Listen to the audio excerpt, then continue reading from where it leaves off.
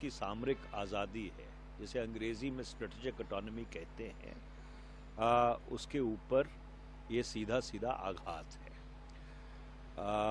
President Trump ने social media के ऊपर ये ऐलान किया है कि भारत रूस से तेल नहीं खरीदेगा।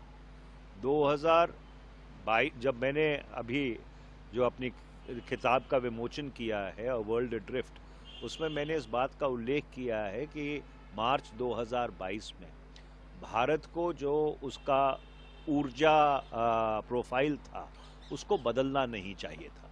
मतलब जो जनवरी फरवरी 2022 में जिस तरह से हम कच्चा तेल और गैस खरीद रहे थे वो हमको खरीदते रहना चाहिए था। पर सरकार की दलील इस पे ये थी कि अगर हमको कोई चीज़ सस्ती मिल रही है तो हमको क्यों नहीं खरीदनी चाहिए। तो आज भी तो वो सस्ती मिल रही है। तो यूएस इंडिया ट्रेड डील एक इम्पोर्टेंट डील थी। ये इतने दिनों से रुकी हुई थी और इंडिया हाईएस्ट टैरिफ नेशन बन गया था। उसके बाद 18% पे लाए हैं, उसका मैं स्वागत करती हूँ। पर बाकी जो सारे पहलू हैं इस डील के, वो इंडिया के फेवर में है या नहीं, वो मैं जनता के विवेक पर छोड़ूंगी। जिस तरीके से हमने टैरिफ के ट्रेड बैरियर्स हमने जीरो पे ले आए हैं, हमने ये अग्री कर दिया है, जो मैंने डोनाल्ड ट्रंप की ट्वीट से पढ़ा, क्योंकि हमारे देश की तरफ से ज्यादा कोई जानकारी नहीं मिली है।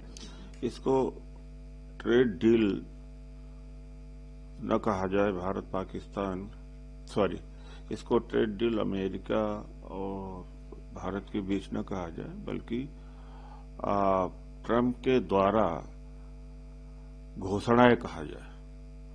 ऑपरेशन सिंदूर के मामले में भी ट्रंप ने फैसला लिया कि भारत पाकिस्तान का युद्ध रोका जाए। रूस से तेल न खरीदने का फैसला ट्रंप ने लिया।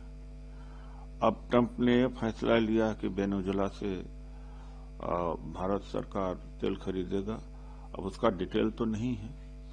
अब ट्रंप ने यह भी फैसला लिया है कि टैरिफ कम होगा, लेकिन यह भी ट्रंप ने फैसला लिया है कि टैरिफ जीरो भी करना पड़ेगा भारत का। तमाम सारे उसके उत्पाद भारत में आएंगे। अब इसका पूरा डिटेल नहीं है।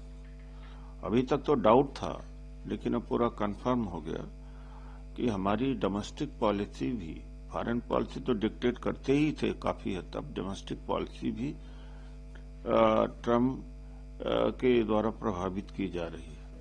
भारत की डील हुई है, उसको लेकर सारा देश जो है वो बहुत ही उत्साहित है।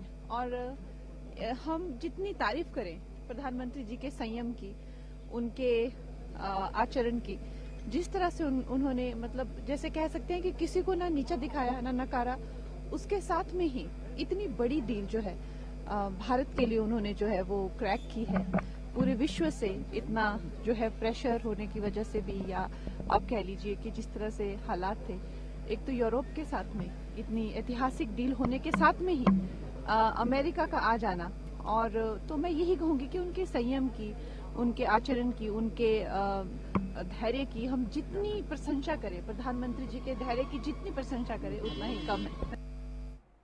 तो चलिए सीधे रुख करेंगे लोकसभा का। राहुल गांधी क्या कुछ कह रहे हैं, सुनिए। तो प्लीज रिस्ट्रिक्ट योर